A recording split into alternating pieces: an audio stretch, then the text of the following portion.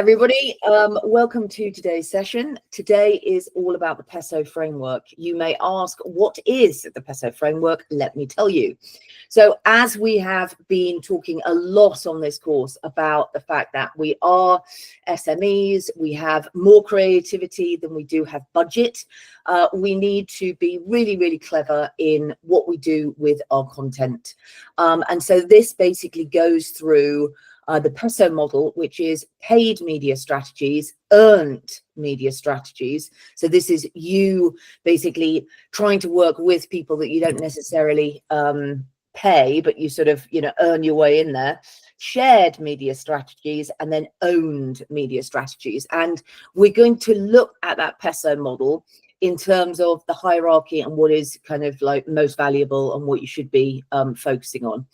So it is obviously a fluid world, but the PESO model, I think, stands the test of time in terms of, wherever the content's going to be, whether it's going to be on a website or whether it's going to be on socials, it's still good to have this kind of models. Yes, of course. Let me do that now. Apologies. Let me just do that now. Sorry, guys, I'm just going to download the presentation and put it in the chat, okay? So you won't see it in the... Sorry, I should have done that. There were...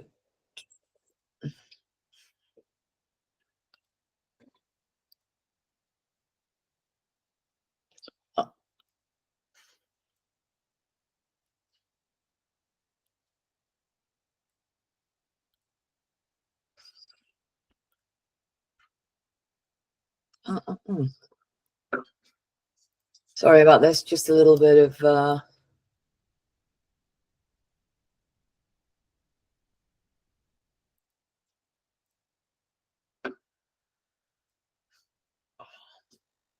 Sorry, I'm going to have to back out of here and then download it and then...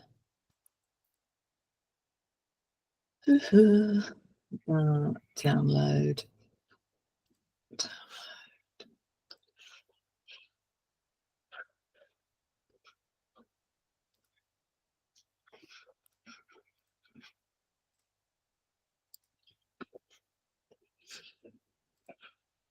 Here we go. Sorry about that. Thanks for the nudge. Okay, now we're going to go back on to the...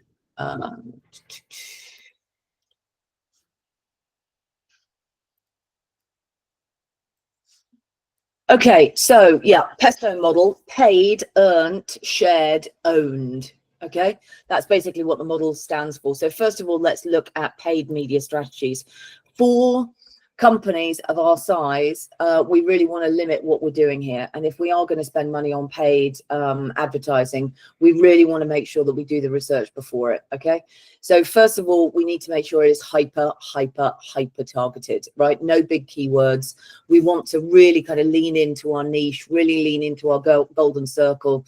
And really, if we are going to do any words, it doesn't matter if it takes a long time to chew through the budget. Just make sure that you are, being really, really specific in those, hyper targeted ads.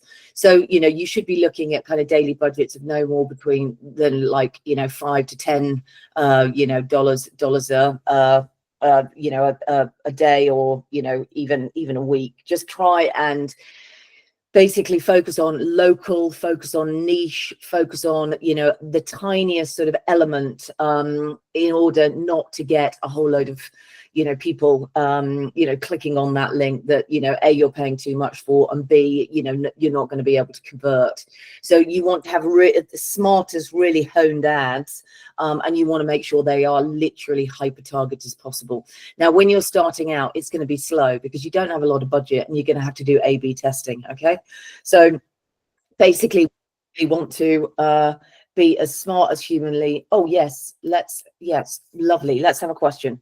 Sorry to interrupt. I was just wondering, because I have no idea how like those ads work. Do you just pay for the ad and it's kind of regardless of how many views and hits it gets, or is there a kind of an additional thing for how successful it is? So if you do get loads of local hits from wherever, and you know, regardless of whether it turns into a sale, is there a kind of extra charge? Does that make sense? Yeah, so basically, as I understand it, and anyone on the call, Amal, please, dive on in if you think I'm going rogue here. But basically, what you do is you set a budget and you agree you're going to pay a certain price for every hit, and so everybody who clicks onto it, basically, you have to pay that. Right. So one of the things that really, like, this is super sloppy. A lot of people pay to have their own name of their company as the top hit, and you're just like, well, that's dumb, because you're typing in the name of the company, whatever, growth engineering, and you're still paying for somebody to click on the link. Okay, So got it. So you want to make sure that those hits are people who are likely to buy. correct. Got it. And I think that's sort of all platforms. Please, guys, jump on in. Amal, I think you put your hand up first, and then Sam has got a comment he also wants to add. So yeah, please, guys, jump on in. Yeah, Soraya, it doesn't like pay you an extra charge for your results, but it's normally takes all the money that you are setting for the budget. So you have to like test out a small budget and testing the creatives and the copies that you are writing, and test out which one is going to give you the more results or the better results, and then you scale it up, you add like better budget. But also keep in mind that sometimes a small budget is not going to give you the results that you needed, so you need to give it time, normally a week or two, to warm up your ad to Facebook or Google Ads or whatever social media are going to use, and then find out the results and scale up on what is working and shut down what is not. Okay. That's amazing. Thank you. And I think that's really where the A/B testing comes in. Sam, have you got anything you want to add? Your hand is down. Was that? Yeah, so basically, broadly speaking, just to answer your question, with Google and YouTube, you have pay-per-click. So effectively, you can set a budget and then you'll click on it, or you can get pay-per impressions, which generally pay-per impression is slightly more effectively, it'll be how many thousand people see it, etc. But obviously there's no guarantees, and so with Google and YouTube you'll set a budget and it'll be approximate. Whereas with Meta, say Instagram and Facebook, you tend to it's more per impression. So effectively, it'll say approximately you will be seen by this number of people. It uses its algorithm, assesses your advert and goes, you will be seen by this many people and you will get X number of clicks. But the one thing you should do is constantly throughout it, particularly I found with Meta, is run, say, 2 adverts at the same time or 3 adverts, like an A/B/C testing, and work out the click-through rate. What it is, it'll say what the click-through rate is, so it'll be like cost per click-through, and you want to literally stop the non-click-throughs, because the click-throughs might be 2 cents, other ones might be 12 cents. So obviously you do 3 adverts on the same, like on Instagram, for example, on the same medium with different types of content to see what works. Is that what you mean? Yeah, so for example, yeah, you'd go, right, I'm going to have, so you could just have a normal reel, and instead of having it like your normal reel will be an advertising promotional reel, and you can just set that as an advert, so you just boost it. So on Instagram they call it boosting, on Facebook they call it an advert, on Facebook they call it an advert, Instagram it's boosting, TikTok you've got to buy tokens, which is really annoying, but you buy these kind of coins, which then convert.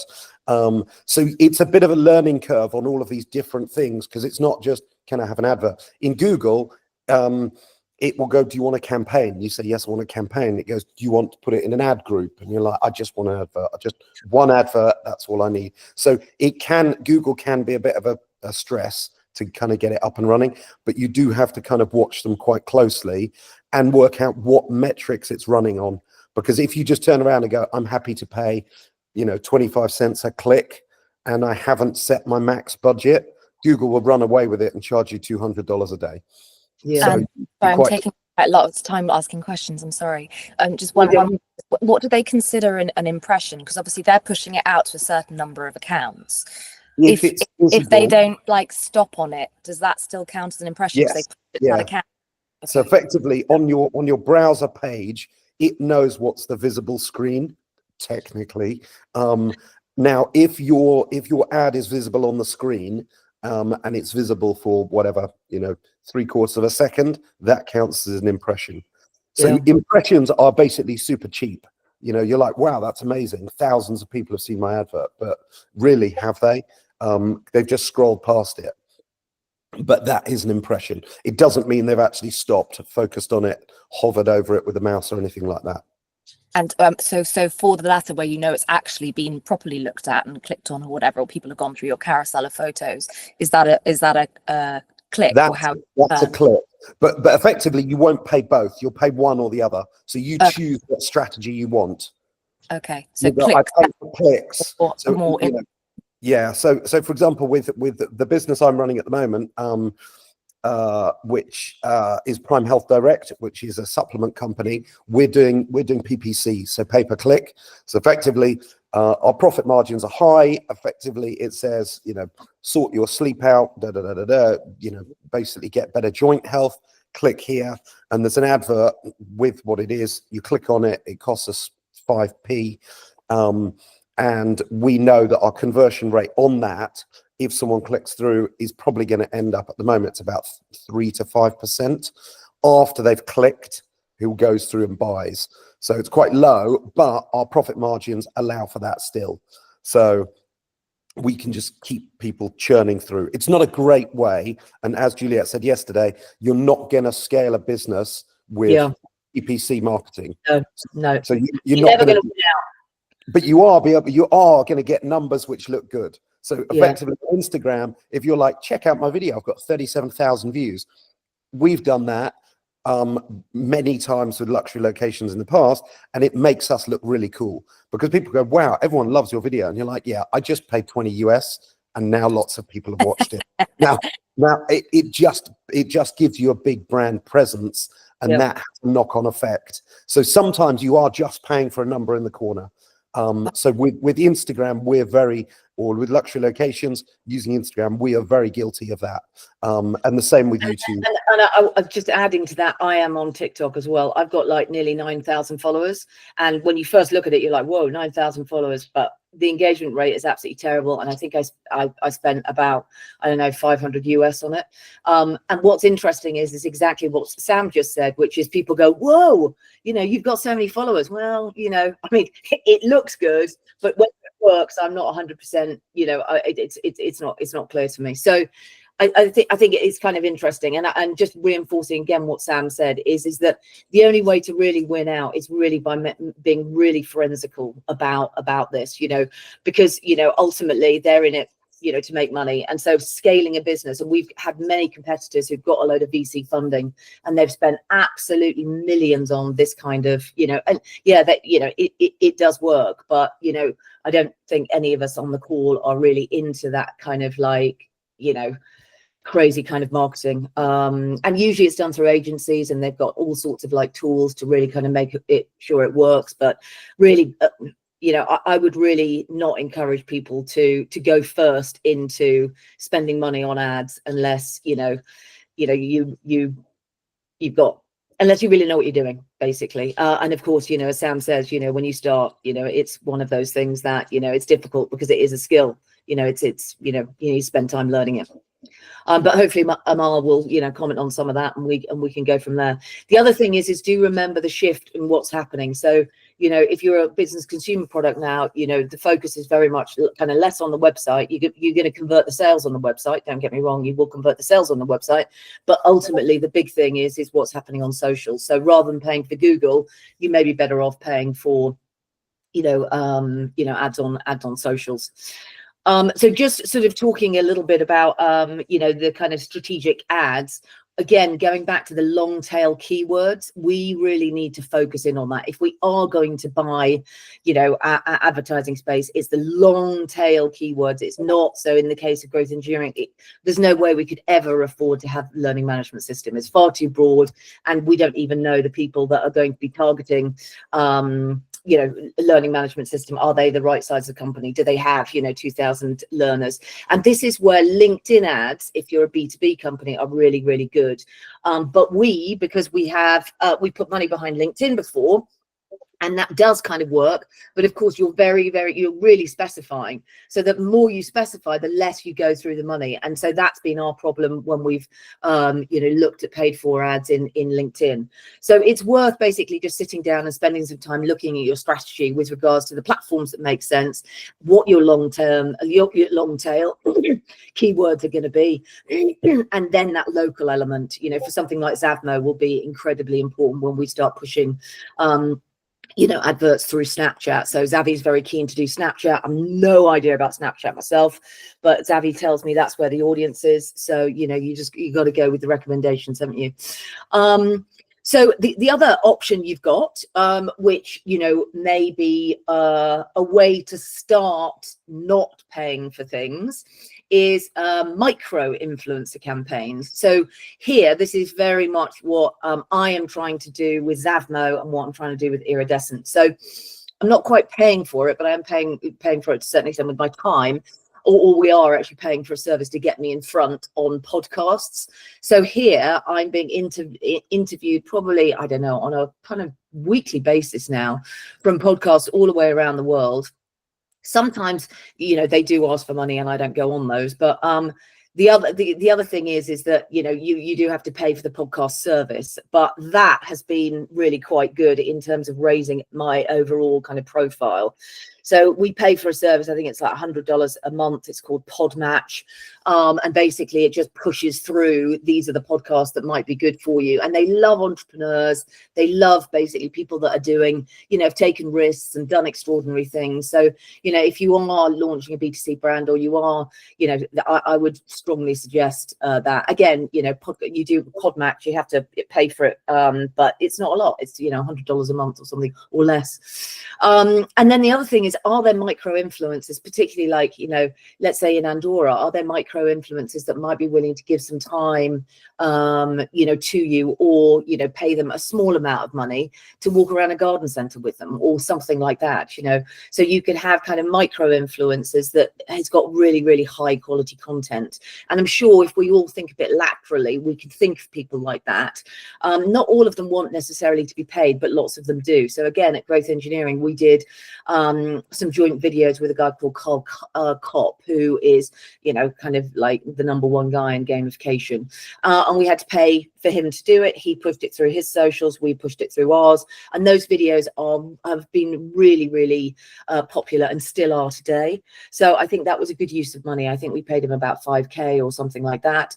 So looking around for people in your industry that are micro influencers, right? Not hundreds of thousands, but might be a better use of your budget than, you know, Google AdWords, because also you're also building up your network there. So they're then, you know, aware of what you're doing, and again, it's you know, it's just a bit more creative way of you using your budget. So those kind of, you know, can I pay somebody who's in my industry, who's got a wide reach? So particularly if I was going on, you know, something like, you know, LinkedIn, I would look at the people that are real big movers and shakers in L&D and AI, and really try and do something joint, you know, with them. If I had to pay them a little bit of money, that's, you know, at the end of the day, that's fine.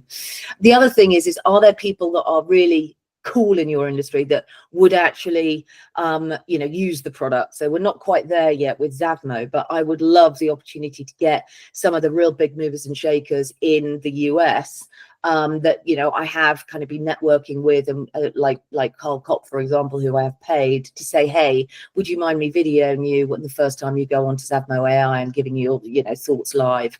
So those kind of product post things are again something you will have to pay for, but it might be a really great way of getting content that kind of lives for, you know, a long time. In the case of Growth Engineering, we might do peer-to-peer battles. You know, there's loads of things that we could do. And ultimately, I think the difference between kind of, you know, social advertising and Google AdWords and stuff like that versus the influencer micro campaigns is, with the influencer micro campaigns, you are able to turn that into kind of authentic long-term relationships, which ultimately you own, right? And this is the thing, you know, you've got to remember that these people they're not doing you a favor. Google's not doing you a favor. You know, it is one of the richest companies in the world for a damn good reason. You know, it's getting more of the, you know, the good stuff than you are. It's kind of like a casino. So that is paid media strategies. But, you know, I am not advocating, you know, any of that. I'm advocating more of, you know, the next type of strategy, which is earned. So these are things that you need to put a bit of effort into, but they are, again, about your network and about, you know, you basically building up a strong base. Because as we know, as entrepreneurs, ultimately it all comes from, you know, the energy that we can basically deliver, you know, out there into the universe. And so paying other people to kind of take away that problem, you know, may feel like it's going to fix the problem, but ultimately it won't. It really is about you being really logical with how you're basically using your time and resources. And so the kind of earned media strategies that I'm talking about are things like, you know, creating newsworthy community stories. Now, don't think really big on this. You know, I think some people don't do this because they're like, oh, how am I going to get a room full of people together? You don't have to. You can just get you and your mate sitting down and talking about, you know, health, nutrition, you know, gin, vodka. What would you do? A bunch of friends talking about the cocktails that you might be able to do. Don't think big. Think what is basically what you can do about it now. You know, when we were at Barcelona with boys this weekend, and we were doing a lot of things like, you know, a bit silly, but, you know, a lot of fun. You know, Xavi suggested that we do, why don't we ask people in the street, that's a great tip of Miles. She's just said, when choosing influencer, make sure that their audience are within your target audience. Absolutely critical. Really good point. Xavi was like, why don't we go onto the streets of Barcelona and ask people if they've heard of Zavmo.ai? Well, of course they haven't. And so it was like a comedic moment. But we don't need to make it a big thing. It's just like, let's just start the journey, right? So that we've got some interesting content that people might want to follow. So yeah, local PR initiatives, because again, you're building your network from the inside. This is the most solid, you know, network you're going to have. So these are people in your sphere. They could be past customers, they could be, you know, customers you currently got. You know, so build basically relationships as strongly as you possibly can.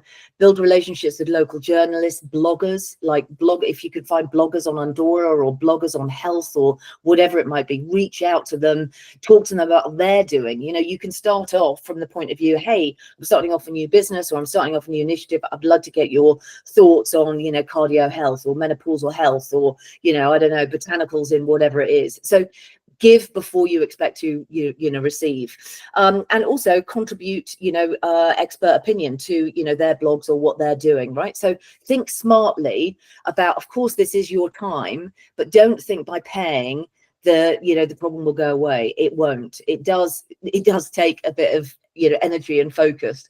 The other thing that's really easy to do is, if you've got customers already, or you've got people who are trialing the customers, Billy has really kind of leaned into our whole kind of like beta testing customer for Zavmo, and we could do more there, but at the end of the day, we have started that journey. Document and share what their experiences are. And again, you know, if they're going to take the time to do it, then there's no reason why they wouldn't be happy to be filmed and shared as, you know, examples of people that basically taking care of themselves, or, you know, wanting to learn more or whatever it might be. So again, lean into these things just a little bit more in order to get that kind of content back from them. Again, encourage and incentivize customer reviews, and this is not going to happen by magic. Okay, so, you know, already Sam has reached out to me. Juliet, will you do a review? Yes, I will. Billy's reached out to Sam. Sam, will you do a review? Everybody on this course, I would like to think that we could all reach out to each other and say, hey, please, can you do a review for my product and service? Because it does make a difference, and we have to start with the inner circle. There's no point thinking random strangers are going to give us a review. Let's start on the people we know. Let's explain why the review is important, and explain why we need it from our, you know, our kind of inner sanctum. So, you know, let's all help each other with these tiny things that will help, you know, create content. And, you know, I, for one, you know, Soraya, I'm very happy to taste the gin anytime. Okay, I just want to put myself out there, as I'm sure most people on the course will. And then, of course, you know, expert positioning. So what can you do to help, you know, experts, or what can you do on, you know, posting on industry blogs? And again, you know, if you're in the B2B space, there are loads of aggregate sites. So if I think about what we're doing with Zavmo AI, there are tons of things like learning industry, you know, learning technologies, you know, blah, blah, blah, all over the world, where you literally post your product. And so that will give you backlinks. So you literally just go to them, you set up an account, you know, you describe your business, your products and service, and it just acts as an industry. So obviously it gets people to their site because they're aggregating all this useful information. But often we do forget that, you know, these aggregator sites are really good places to start, you know, getting those backlinks for our businesses. So those are all kind of earned media strategies. Then we go on to shared media strategies, and shared media strategies we did talk quite a lot about yesterday, but I think it's worth just me banging on again. You know, it's almost like that, you know, tell them what you're going to tell them, and then tell them again. But community building, and the only way we do community is we start with our inner sanctum. So just little things like, you know, this morning, Harry from Growth Engineering has just published his first really good, well, not they're all good, but you know, his first blog of the year. And obviously now, having done this course, I'm like, right, we all need to support each other a lot more than we are. So posted the blog, you know, with a link, just saying, you know, what do you think? We have to start with our inner sanctum. That is the only way to build and get this thing going. So, you know, in terms of community building, it is vital that you do it, and it's vital that you start with those proximate to you, rather than, you know, trying to think that you're going to do Google AdWords and take on the world, right? So, you know, we want to be doing a lot on wherever our socials are. We want to be engaging. Remember, if you're standing in a bar, people are more interested than in the people that ask questions, right? That's what engagement is like. You know, we want you guys to basically be interacting with us, rather than me just blurting it out. And I think a couple of you on the call mentioned that, you know, yesterday. You don't want to just be going into a room and screaming at people, and I am definitely guilty of that. So we do need to engage. And remember the model that we saw yesterday, day before, where 50% of what we're doing is actively engaging with other people's content, right, in order to do our 50%. Okay, so don't underestimate the power of you giving back to people before they are going to give to you. Okay, and then, of course, we've got strategic partnerships. This, you know, can be really, really good. So, you know, in the case of Growth Engineering, we don't have content as such. So, you know, having strategic partnerships with those people that have got content, but also, you know, you can cross promote with complementary businesses. You know, in somewhere like Andorra, that can be all sorts of different types of businesses, as long as it's kind of local businesses and around businesses, restaurants. I mean, you know, the world is your oyster on that one. Harrow is now part of connectivity. I didn't see that, Amal. Sorry. Would you mind just putting and just explaining that a little bit? Well, we use Harrow when it comes to backlinks. So we help reporters out, reporters to help them like get more in front of other people's. But connectively is acquired it a while ago. So when you are going to search for Harrow, you're not going to find it the URL. So it's now connectively. Okay. Okay, so yeah, it's now connectively. Sorry, I should have updated that. So yeah, mentioned it. But actually, it's a good tip. Thank you for spotting that. That is help a reporter out. Or could you just put that in? Would you mind putting that in the chat, just so that everybody's got the URL? Yeah, sure. Thank you. Thank you. Thank you. Okay, so we've got community building, absolutely vital. Start from your inner circle. We've got strategic partnerships, and then of course we've got employee advocacy. Now, I have seen people do this phenomenally well. It really depends on what kind of team you have.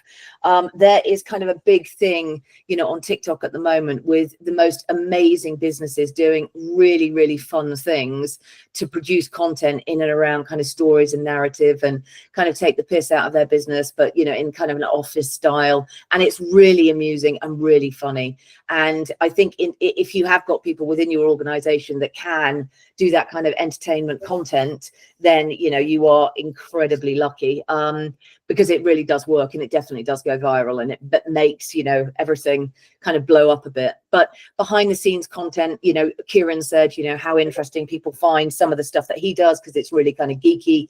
Definitely, you know, we've been trying to do a lot of that with Zavmo AI.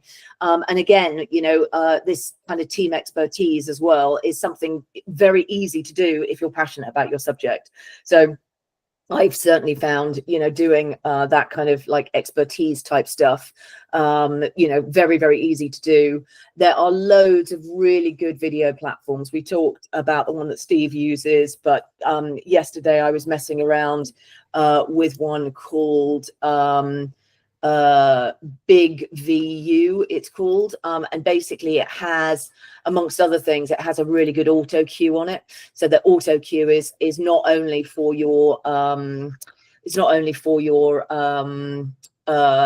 desktop, but it's also for your mobile. So it basically records it, it sorts out your eyes so you can't see that, you know, your eyes are moving all over the place.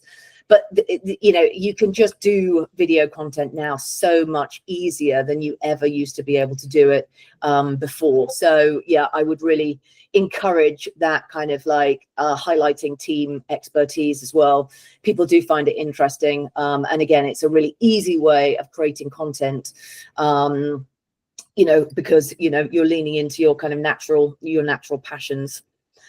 And then finally, what we've got is the most important, the absolutely most important content strategy, which is your owned media strategy.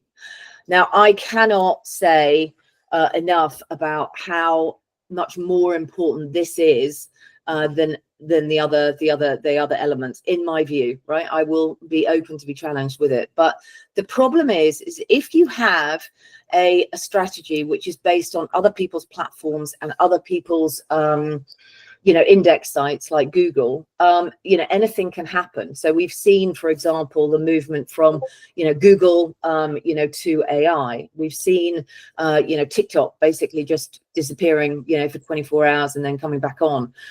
We've seen, you know, changes in, you know, the Instagram, you know,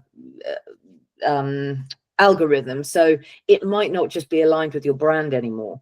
So the problem is with relying on third-party platforms is that you know, ultimately you just don't know what's going to happen to them.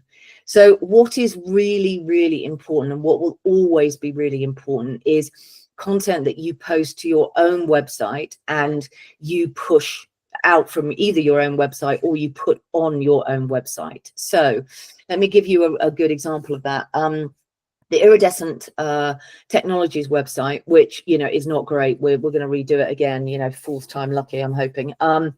We have all the content that we post, whether it's on, you know, whatever social media platform or whatever it is, we try and put that on the website, you know, as well. Now, that might not be great, you know, SEO, but at least we know, you know, there's a constant trail of all the stuff that we're doing on whatever kind of, you know, website. So, you know, that is really, really important. And obviously, if you're using something like a WordPress site, that is really, really easy to do. I would really encourage anyone, if they're starting off a website for the first time, you know, really WordPress is a really great way to go, because you've got loads of plugins and, you know, it's fairly cheap and straightforward to navigate. So definitely you want to maintain a hub of content development wherever that is, and ideally you want to own it. You also want to have downloadable resources. So, you know, these might be, you know, menus that you've put together for cocktails. It might be, you know, crib sheets for the actual, you know, herbal things. It might be whatever it, you know, might be, but you do want to create those downloadable resources. Now, this may all seem a bit old-fashioned, but ultimately it is about you basically having a place that you own, you know, on the internet that has everything to do with, you know, kind of you and your company, that, you know, people can access and, you know, enjoy the content. And then the other thing that you really want to do is you want to have your own mailing list. You know, I know people get a lot of spam. I get a huge amount of spam on my email, but it is really, really important. That constant communication, you want to obviously look at your click-through rates, but that constant communication really does reinforce your brand. So never underestimate the importance of getting people's emails, you know, or even buying email list or scraping email list. You know, any of these are good. And then in terms of, you know, what you should be doing with your content, we've already, you know, spoken about this a bit. You know, we want to repurpose things. We want to convert, you know, even little things like customer FAQs. If they're posting them to your site, we want to, you know, make blog posts out of them, use that as ideas, you know, for how we might generate interesting blog posts for other people. We want to create, you know, bite-sized content for social sharing, whatever type of content that might be. And then, you know, if possible, you really want to be looking at website optimization. Now, website optimization is one of those things that it is a skill. You know, there's no real way around the fact that, you know, it is a skill. But as a, you know, owner operator, if you are an owner operator, it is worth, you know, spending sort of, you know, 5 or 10 hours of your time geeking out, you know, on YouTube or whatever it might be, to really understand how you do optimize your website. Now, as I've said, WordPress makes that really, really easy with plugins. So you don't need to be an expert. You just need to follow kind of best practice. But, you know, just be really clear that if you're not, you know, tagging and flagging your content in the right way, and hopefully Amal will be able to provide a bit more kind of detail on this, ultimately it's not going to be found by the internet, right? So it's not only the content that you need to create, it's also, you know, all of the work that you do around that to make sure that it's found by the search engines and, you know, AI and all of that kind of stuff. And again, you know, this thing I just keep coming back to, because we are small businesses, think small first. Think, you know, like a little diamond. You want to go for local SEO, and you want to go for those niche words and niche kind of optimization in order to drive traffic from your immediate audience. And the other thing that growth engineering does really well here is targeted landing pages. So, you know, if you've got a big white paper, or you're doing something, you know, really kind of big and important, you know, you might want to be thinking about adding pages to your website to specifically promote, let's say, a cocktail night or a new, you know, herbal thing that might be coming out. But owned media strategies is really where you need to be thinking most strategically. So a lot of small businesses that I see come into the market, and the first thing they think about is, oh, you know, I need to have a marketing budget and I need to spend it on Google ads. And I always think, oh my God, have you actually thought it through? Have you actually thought through really, really carefully whether that is a good use of funds or not? People don't really notice all the kind of 500 quids adding up, but it does add up. And at the end of the day, you might just be better saving your money and just, you know, thinking a little bit more deeper about how you kind of pile into your own, you know, media strategies, or earned media strategies, or shared media strategies. Now, I'm not saying there's not a place for paid media, but I do think far too many small businesses throw 500, 1,000 at the wall, and it just doesn't really get them anywhere. It doesn't work. It doesn't do anything. It's just, you think you're doing quote unquote marketing. So that would be my takeaway from, you know, that would be the kind of key takeaway that I would have, you know, from this.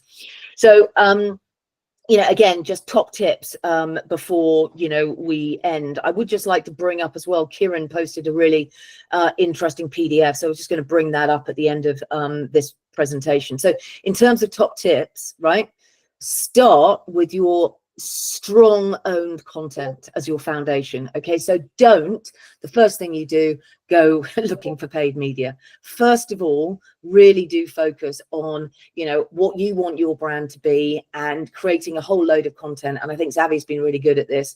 You know, he's like, no, you know, we're not going to start now. We're going to just take all of that content, produce a whole load of content, and then when we start, we'll start. So start with a strong foundation of content.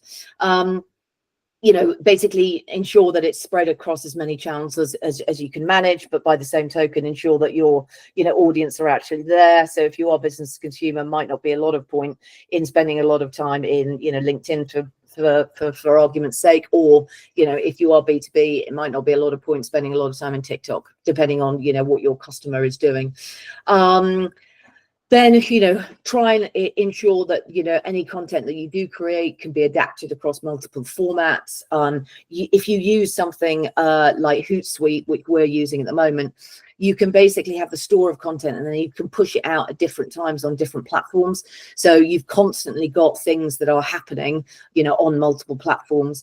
Do look at tools like Hootsuite. Hootsuite's quite expensive, but if you've got multiple people working, you know, on your marketing, then it's a good way of kind of coordinating everything. So Hootsuite, it's a bit of an ugly looking platform. There are nicer looking ones and easier ones like Buffer, for example. Buffer is easy to use. But, you know, again, you know, have a look around on those platforms that will help you automate. So do use scheduling tools, you know, do try and kind of lean into that, because if you're spending all that time on content, you want to be able to repurpose and ensure that the content's going to lots of different platforms in a really efficient way. So scheduling tools are really worth paying the money. If you've got accounts on all platforms and you feel like you can get the same content out onto all platforms, then it is worth investing in that.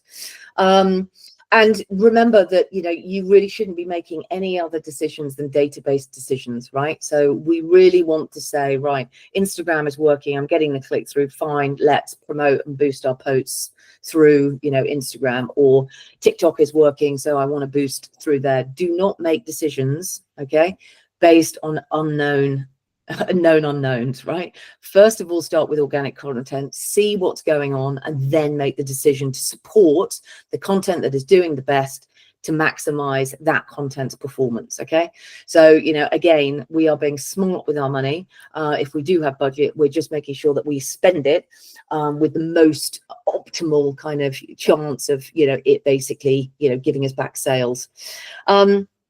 So that is it for the presentation today, but I did just want to bring up something that Kieran shared. And I don't know, Kieran, are you still on the phone? Oh, still on the call? I'm still on the call, yeah. I wonder whether, I'm not sure it's going to be actually that possible for you to comment, but I thought it was a really interesting social media research article that you posted yesterday, and I just wondered if you had any off the top comments with regards to you know, why you thought it was interesting. But I will kind of walk through it and share it so that everybody can see what it is. Yeah, it's something we made for a dating app that I'm working on, a little side hustle thing, and it's got a few kind of niches. So we were looking for an audience that was maybe a little bit older than your typical kind of dating app market. We were looking for kind of young working professionals. So we didn't want to just do what everybody else was doing. So we wanted to be really clear on where we were advertising and why we were advertising there, or you know, putting stuff out on socials, and what kind of content we should be putting out where and when to try and get the best traction. Because this was all about seeing if we could hit a couple of kind of viral posts. So the document is just about what audiences are typical of which platforms, and what kind of posts they're most likely to engage with. And you can almost kind of extrapolate from there, like, when they're most likely to engage. So things like, you know, people on LinkedIn tend to engage first thing in the morning. People on TikTok tend to engage, you know, when they get home from work, you know, that kind of thing. So that's what the document was about, just seeing how we could use our time most effectively to get the most engagement with what we were posting. Okay, so can everybody see the piece of content? Can everyone see the piece of content that I'm sharing? Let me stop sharing. Yes, I can. Yeah, I can see it. Okay, so yeah, I just think it's, sorry, now it's gone away, hasn't it? Can you see it now? Yeah. So I just thought it's worthwhile, you know, basically just it was posted to the WhatsApp group if you're looking for it. But I just thought it was just an interesting piece of content, and one that maybe we should just spend a little bit of time kind of reviewing. Some of it is obviously we already know, but I think you know, it's worthwhile just looking at the content we've got, particularly with regards to scheduling. And if we're using a tool like Buffer, and just making sure that we're posting the right content to the right, you know, places. So, you know, yeah, please do have a look at it. I think it's really, really interesting, especially this time down here. So we've got, you know, what is the best time to actually post on some of these platforms. So interestingly, you know, LinkedIn is kind of midweek, but something like, you know, TikTok is all through the week, but also the weekend. And then you've got, you know, in terms of how you would schedule. So, you know, depending on what tool you're using, clearly Kieran's using Buffer and Social Sprout and Blogging Wizard, but, you know, there's quite a few different options there for you to have a look at. And then obviously how... I don't see it anymore. Oh, okay. Sorry. Let me...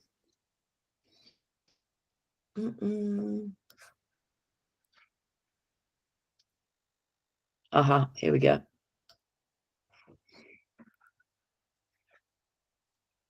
There we go. And as I say, please do, please do, check it out. I think it's just a really useful resource here. So here we've got, the platform. So this is, sort of the platform that you're going to be posting on, the best days to post, and for reference, what they're using to schedule, right? So, Kieran's clearly using Buffer and Social Sprout and Blogging Wizard.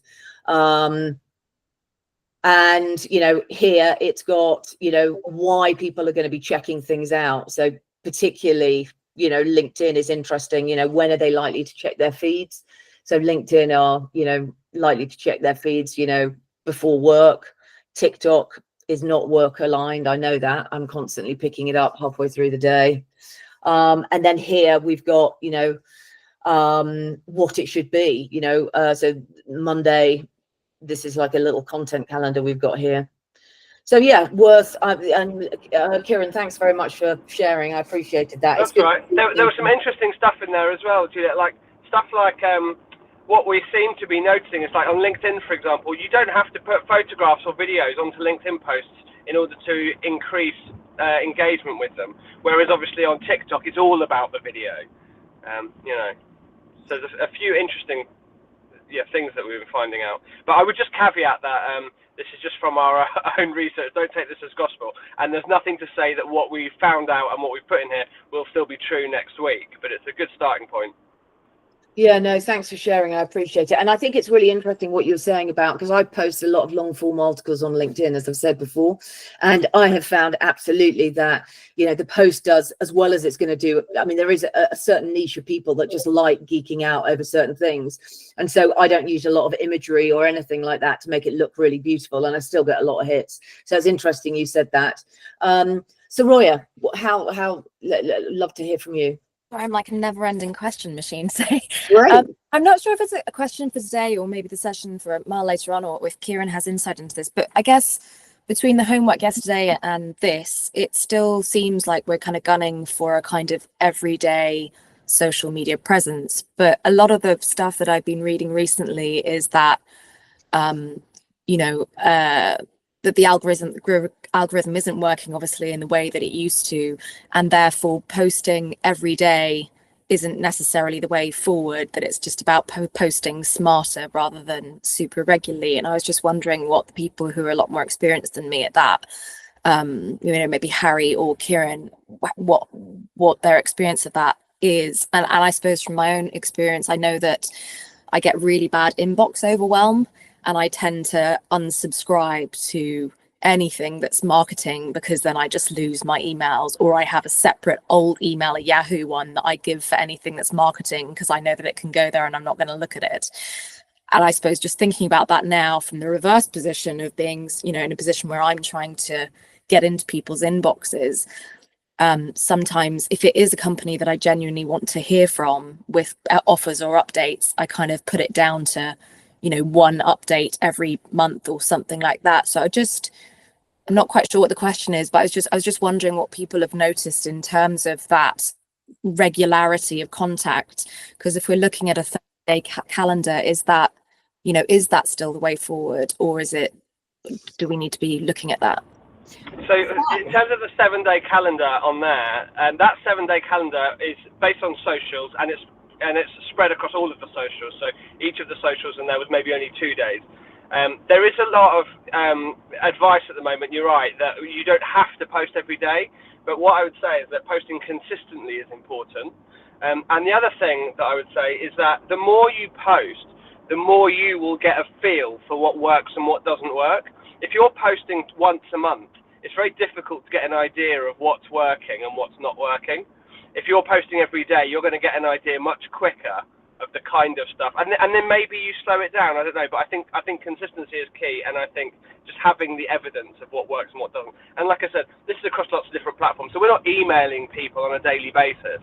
And there's nothing to say that somebody who follows, your company on TikTok, maybe they only follow on TikTok, so they're only getting 2 posts a week all of a sudden, and they're not necessarily seeing all of those. So yeah, I don't know the answer, but that's my I think that's a good point. Sam, you've also got some insight here. Do you want to? Yeah, so we were obviously sort of high-end real estate. Obviously, it's kind of, you don't want to be spamming people. So as Kieran said, basically we went down regular, effectively consistent, but we were very much kind of, so for example, luxury locations, we did a Tuesday chat, and it was the exact same time every week. And so effectively, the big advantage of that is basically people can opt in or opt out, as it were, to get notifications, etc. But you are right. If you start spamming people and just putting content for the sake of content for a high-end brand, it's not a good look. So, you need to be careful with a high-end brand, because you're trying to create a perception of class and wealth and kind of affluence. So you just need to be a little bit careful. But we were just very regular, and actually that created quite a perception of professionalism, because we said, so we had a thing called a Tuesday chat, and our Tuesday chat would come out GMT 11 o'clock, every week, and that was it on YouTube, and then we'd do a short on Instagram, and basically that was it. And then we would do for example, stories. We could do any stuff, but with stories, generally people won't get an alert. So really it's a case of, is this your content that you want people to actually look at, or is this just kind of, stories and things like that, or just a random Facebook post that you're doing, which we kind of put in a different bucket of, hey, I'm at the beach kind of thing, which was just a bit more personal focused, but it wasn't the brand focused. So the brand focused stuff, we were very regular, slightly less, but make it, reasonably good. And keep it on brand and on topic each time. Harry, have you got any insight here? Because obviously you've been running, particularly our newsletter for a long time, and that's very successful. Have you got anything that you might like to pile in? And well, one thing I was just thinking about this, listening to people share their thoughts on that, is if you do want to try out different approaches, you could potentially take different tacks between your brand accounts and your personal accounts. So I think here at Growth Engineering, we do have slightly different strategies between how we'd use like a brand account, like the official Growth Engineering account, and how Juliet would use her personal socials, and how I'd use my personal socials. So I think we have like a set schedule for what comes out through the brand accounts, and a set like type of content.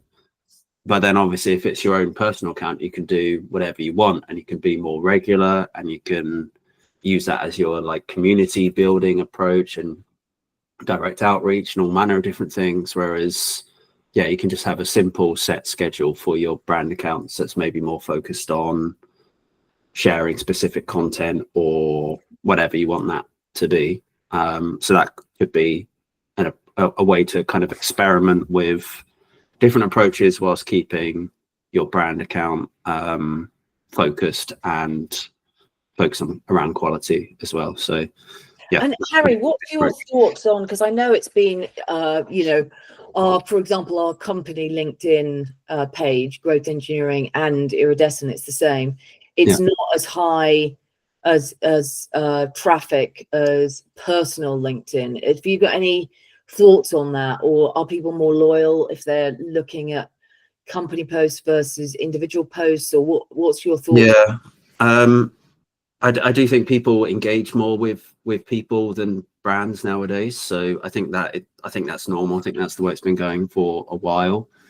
People would rather engage with a post from a person than from a brand. So that's why it's always good as well to if you reshare company posts, to then share it under your account and add your perspective to it as well.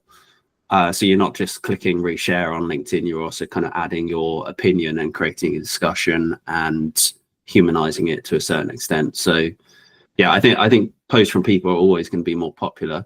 But obviously if it's coming from a brand, it's got that kudos behind it as well. So I think just thinking about the way you combine those two things is useful. But yeah, I would say always try and add that human approach to it as well. And just reflecting on, just quickly before we close, just reflecting on the Growth Engineering's experience with, you know, paid for advertising. Is there anything that you can share with the group? Because I obviously haven't been close as you have, but you know, have we done anything that you've really thought, wow, that's been incredible, other than the organic stuff? Or have you just got any comments before we close? Engineering has an outsized brand for the amount of money we've spent. I do think we've never been quite consistent enough with it to draw any kind of major insights. I think with Google Ads for our market, because we target enterprise customers, I think you do need a pretty healthy budget to make it work. And we've been quite sporadic with it, which I just don't think is the right approach. Like Juliet was saying, and like a couple of people have said on this call, you have to be consistent with it, and you have to be prepared for there to be a week or 2 weeks where you're not necessarily getting the results that you'd like to see, because it is an optimization process. You're A/B testing, you're seeing which ads work best, you're cutting the ones that don't work, you're looking at where you're getting your best cost per click for keywords and things like that, and you're gradually refining over time. So you've got to be prepared to fail for a few weeks in order to kind of make it work in the long term. And I think sometimes we haven't quite held our nerve as a business, particularly on Google Ads, which is normal. When you've got a small budget, you've got to make decisions. But yeah, I think that's what I'd say about Google Ads.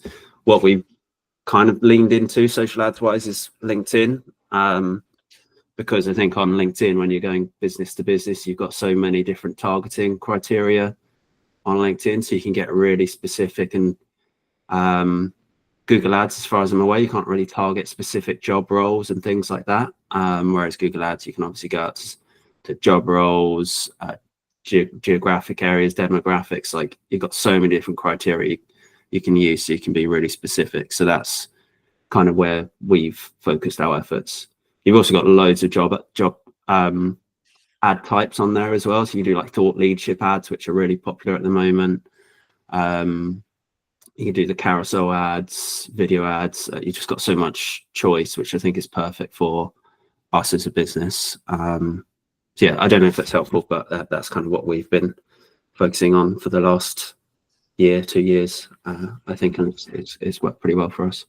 Yeah, no, thanks very much for that. I really appreciate it. I mean, it would be good actually to hear from Harry in terms of the success that we've had with the website and the email marketing. Harry, I don't know if you would, be kind enough just to sort of kick us off tomorrow morning, just with some of your insights with what we've done with the website. And Sure. Because as I say, Growth Engineering has an absolute outsized impact on, in terms of its branding versus, our turnover. And maybe Harry can just kick off the session before we, start with sales tomorrow, just talking a little bit about how him and his team have managed to do it, because it is people do think we are a lot bigger than we are. And that is because of, you know, the brand that, you know, Harry's created. So yeah, we'll kick off with that, and then we'll go on to sales. And then Amal and I will make sure that we've got that optimization session planned in, and we will let you know what's happening as soon as we have planned that in.